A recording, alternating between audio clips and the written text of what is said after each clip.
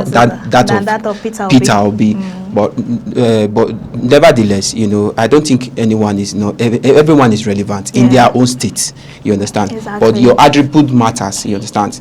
Your contributions in the affair of the society, the state, wherever you have ruled in your previous administration matters, and it will definitely tell on you. So I think, and from his own statement, that is the life of Fayose, he is trying to also let everyone in that same coalition that, look, if anybody has a chance to stand against, the ruling party, the APC, is the life of still Peter Obi, you understand? Okay, yeah. Well, but if you look at it, he also made some criticisms on the other individuals who talking about the life of Atiku, former governor of Rivers State, talking about by the name Amechi, and also Erufai and about.